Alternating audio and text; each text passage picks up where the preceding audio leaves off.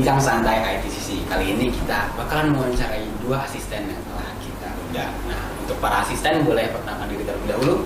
Halo semuanya, aku Siti Halimah. Aku di asisten ITCC ini di bagian divisi administrasi dan keuangan. Halo semuanya, aku Berliana Tania, bisa dipanggil Nata, dari tim hijau, dari divisi administrasi dan keuangan. Administrasi keuangan juga. Yes. Oke. Berarti udah berapa lama nih teman-teman asisten di ITCC? Kurang lebih 4 bulan, Bang. 4 bulanan kurang lebih. Oke. Jadi saya pengen tahu nih, gimana sih cerita awal mulanya teman-teman asisten ini dari awal masuk TPLN sampai bisa masuk ke ITCC? Oh, dari masukan. Cerita santai. Oke, aku dulu. Oke, dari aku sendiri, alhamdulillah aku dapat beasiswa, jadi bisa masuk ke Institut Teknologi PLN. ke kampus ITPLN. Nah, setelah itu ada setelah semester 1, nah itu semester 1 berjalannya kuliah, ada pengumuman pembukaan open recruitment tentang ASLEP ya. Itu banyak banget ASLEP yang open recruitment, salah satunya ITCC. Nah, dari situ aku tertarik ke ITCC karena banyak yang bilang kalau misalnya ITCC itu top lab.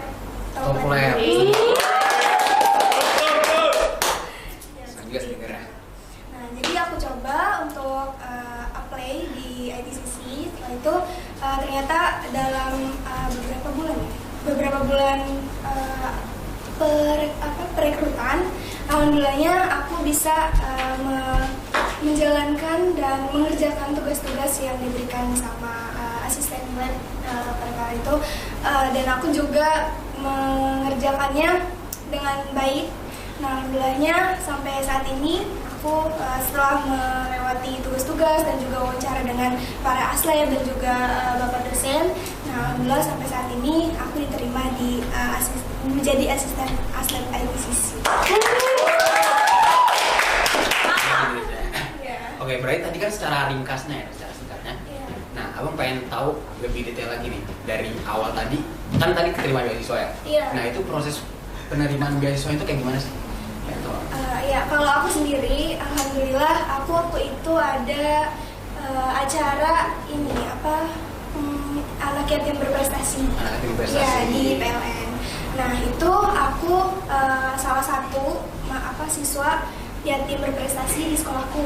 Jadi aku diundang ke sana. Setelah itu aku juga kurang nggak nyangka sih gitu. Misal kayak nggak nyangka tiba-tiba di sana itu pas lagi penerimaan ngasih santunannya gitu ya Bang. Nah, santunannya itu kan dikasih oleh direktur, tapi aku lupa bagian apa. Nah, dikasih sama direkturnya. Setelah itu pas dikasih, beliau menanyakan aku kelas berapa, adik kelas berapa gitu, kelas 12 Pak. Saat itu aku kelas 12 ya. Setelah itu setelah di situ tiba-tiba bapaknya itu minta mic ke bagian operatornya. Terus dia bilang di mic-nya, di mic itu dia bilang ke semuanya, nanti anak ini kita kuliahkan di Institut Teknologi PLN. Terus semua sekolah itu satunya dengar semua sekolah, seluruh yang diundang sama PLN, seluruh anak yatim duafa yang berprestasi dari mana-mana gitu. Iya gitu. Kalau boleh tahu tuh prestasinya apa aja pas SMA? Prestasi pas SMA, aku waktu terakhir aku juara 1 inovasi di kompetisi ini pengelolaan sampah. Pengelolaan sampah. Iya. Oke. Terus pas masuk ITPLN nih, Iya. itu kesibukannya ngapain aja? Kesibukan ITPLN, yang pertama udah pasti kuliah. Ya.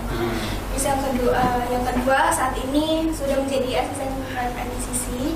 Nah, Ini aja dah, yang sebelum masuk ITCC dulu. Oh, sebelum masuk ITCC, aku fokus kuliah. Setelah itu karena ada beasiswa, jadi aku masuk ke generasi cahaya bintang namanya. Nah, di dalamnya itu ada anak-anak yang seperti aku juga beasiswa dari BMPLN. Nah, di situ kami lumayan banyak puluhan. Nah, di sana kami bikin kayak generasi kasih lah kayak bikin proker juga. Jadi sebagai feedback kami ke para donatur. Oke. Terus kalau kegiatan di luar perkuliahan selain Incar tadi sama belajar itu apa aja? Ada kayak ikut eskul gitu misalkan, kegiatan-kegiatan? Oh iya, selain itu aku ikut ini himda Sunda juga. Himda Sunda. Iya, belajar himda sama bicara. Itu aja sih doang. Kalau Nata bisa diceritain dari awal masuk TPLN? Oh,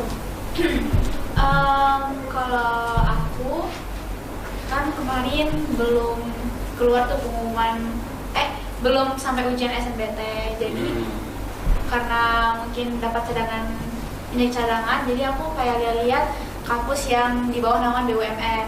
Nah, dapat ITPLN ya. Terus juga cari benefit-benefitnya, dapat program sandwich, sertifikasi internasional. Nah, jadi kayak boleh nih untuk daftar. Jadi aku coba-coba daftar aja gitu. Nah, aku dulu tuh nggak tahu kalau ada ikatan reguler. Ikatan kerja. Sorry. Ikatan kerja. Jadi aku kayak tidak terlalu fokus dalam mengerjakan itu. Dalam mengerjakan tesnya di SNBT itu. Iya. Okay. Jadi cadangan aja kan. Jadi ternyata lulus ikatan reguler. Reguler aja. Jadi ya kemarin juga SNBT nggak keterima, cuman sempat daftar mandiri keterima, tapi milih tetap di sini. Nah, terus pas masuk kuliah, aku langsung nyari perkumpulan mahasiswa Kristen. Perkumpulan mahasiswa Kristen. Jadi langsung nyari perkumpulan itu dan join, dan ya waktu sertifikasi untuk mahasiswa FTEM untuk Global 1 dan sebagainya, terdapat info kayak open recruitment untuk asisten laboratorium ATCC. Nah, dari situ aku kayak mau mencari kesibukan. Oke. Berarti sebelumnya kayak merasa kayak belum sibuk gitu lah. Iya, belum sibuk karena kayak jadi aslep itu dalam pikiranku kayak keren banget, aslep gitu. Soalnya di SMA tuh kayak aslep ini keren. Soalnya di SMA aku sudah sering jadi panitia atau organisasi, jadi aku kayak di kuliah enggak lah jadi itu lagi, udah capek, bosen. Jadi kayak pengen nyoba pengalaman yang baru gitu, yang beda dari pas SMA dulu. Iya, beda banget dari SMA. Jadi aku coba join open recruitment-nya sampai ke wawancara dengan aslep ATCC-nya, juga dengan pembina ATCC, dan ternyata lulus, puji Tuhan. Sudah berjalan 4 bulan di ATCC, sekitar 6 bulan. Perasaan pas ikut oprek tuh gimana sih? Kayak apa? Soalnya susah atau deg-degan atau ini gimana ya, takutnya nggak bisa gitu? Coba dari Nata. Kalau untuk tes untuk masuk ATCC, jadi ATCC itu lumayan susah menurut aku, karena aku kayak baru pertama kali dapat tes yang seperti itu. Kayak desain harus dari DaVinci, buat video dari ini, aplikasi software yang lainnya. Terus tapi kalau menurut aku untuk yang micro teaching atau tes-tes yang mengandalkan kemampuan berpikir dan berbicara, menurut aku masih bisa aku kerjain. Tapi kalau untuk mengandalkan yang kepandaian aku dalam satu mendesain software, mungkin aku harus belajar lagi gitu. Berarti yang kayak bagian micro teaching itu menurut kamu gampang lah karena udah ada pengalaman organisasi dari Iya. Terus kalau untuk wawancara, wawancara itu menurut aku untuk wawancara asli itu biasa saja, tidak terlalu kayak deg-degan gitu. Tapi awalnya kiranya deg-degan gitu nggak? Enggak. Cuma kayak udah pede banget nih. Iya, aku soalnya tanya juga teman aku yang sebelum diwawancara tuh gimana. Terus kata teman aku kayak, ya udah jawab aja sesuai yang kamu bisa. Nanti pertanyaan tuh nggak terlalu susah katanya. Jadi aku kayak, oh ya udah deh, santai aja dalam hati, santai aja. Tapi kalau untuk waktu wawancara sama pembina sama bapak dosen juga itu kayak serasa mau meledak gitu. Serasa mau meledak. Saya sama pembinanya langsung kan, dosen diwawancara 4 mata hadap-hadapan, jadi kayak waduh. Nah, berarti di bagian wawancara itu yang paling serem ya menurut kamu? Iya, sama dosennya. Terus pas hasilnya keluar ternyata keterima, rasanya gimana? Nggak expect aja gitu. Aku Expect kira aja. karena kemarin sempat dipanggil, ada 4 orang dipanggil ke sini, aku kira aku nggak lulus karena itu. Berarti kayak setiap ada tindakan yang di luar hal yang kita pikirkan, berarti itu belum tentu apa ya? Belum tentu masuk ke ranah yang sesuai dengan pikiran kita ya. Iya. Seperti itu ya. Tidak sesuai ekspektasi. Iya, tidak sesuai ekspektasi. Kalau Halimah gimana nih? Pas oprek. Oh iya, pas oprek ya. Pas oprek tes-tesnya alhamdulillah sebagian aku bisa, tapi aku Bisa. memang lemah di bagian desain yang menggunakan software yang sama sekali belum pernah aku pegang gitu, belum pernah aku mainkan lah istilahnya. Ya, kayak gitu. Nah, apa namanya? Kalau yang lainnya kayak seperti bagian IT yang ngoding gitu, atau yang micro teaching yang di bagian apa apa sih namanya, membuat rundown terus acara itu alhamdulillah aku bisa. Kalau bagian yang paling seremnya menurut Halimah itu yang paling expect bakal susah itu bagian Itu yang paling nggak expect di bagian ini apa, mendesain ya. Desain. Karena emang nggak ada pengalaman desain. Iya, nggak ada. Terus juga perangkatku juga nggak mendukung sama aplikasinya gitu. Jadi mau nggak mau ada beberapa aplikasi yang aku hapus atau aku pakai aplikasi yang miripnya gitu kan. Apa namanya, kayak aplikasi yang mirip sama Photoshop atau yang lain-lainnya gitu.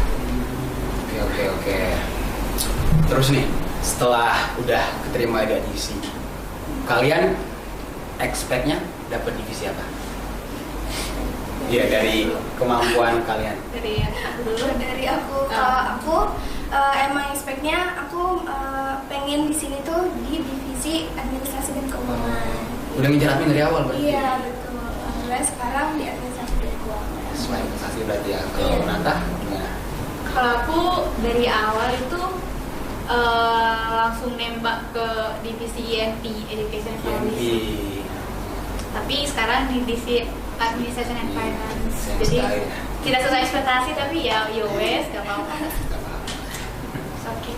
Terus setelah kalian keterima nih di divisi admin, kerjaannya tuh ngapain aja sih? Notes Apakah and then jadi click of AI admin Note Taker atau- do it for you. It allows you to focus on your meetings, not your notes. It captures everything, from action items to key decisions. Sejauh And after every call, you get a clear summary.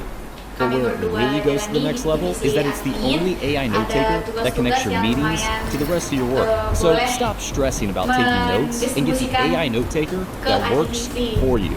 Get rid of AI note taker for your next meeting. Laporan bulanan. PTUP, nota dinas, atau kayak laporan keuangan-keuangannya gitu, nota. Notulensi juga. Notulensi juga ada? Iya, notulensi. Oh. Kita yang notulensiin. Ada kayak pembagiannya gitu nggak? Misalkan ada pekerjaan harian, pekerjaan bulanan, atau pekerjaan per event gitu, ada nggak? Atau Kalau per event, Gimana? kalau ada program ini, kalau ada program sertifikasi, itu ya Kalian bagi? tugas kami. Misalnya aku bagian persiapannya, karena persiapan dan ujian, ternyata pelaporan dan trainingnya gitu. kalau tugas hariannya ada nggak?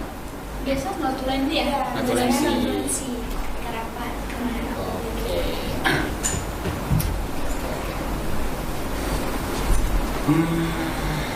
Terakhir nih, abang mau nanya sesuatu. Gimana? Jadi gimana lah? Kasih pesan buat para penonton supaya mereka bisa termotivasi untuk bisa seperti kalian.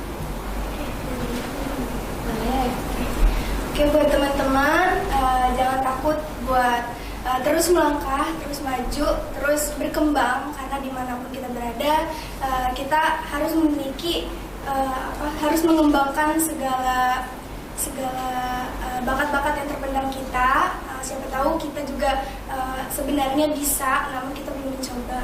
Jadi nggak apa-apa, coba-coba aja dulu, siapa tahu kalian dapat maksudnya kayak kulik-kulik aja dulu, siapa tahu kalian dapat harta karunnya.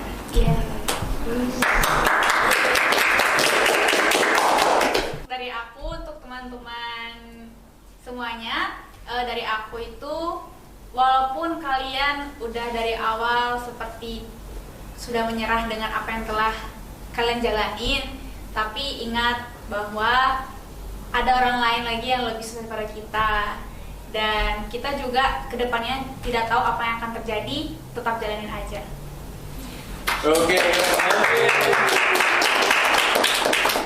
Oke Brothers, itu tadi dia podcast yang telah kita laksanakan, bincang santai-santai aja. Dan ternyata kisah mereka berdua ini sangat menginspirasi. Nah, oke. Untuk video selanjutnya, tunggu saja di YouTube channel ITC. Jangan lupa like, comment, and subscribe. Sampai jumpa buat video selanjutnya.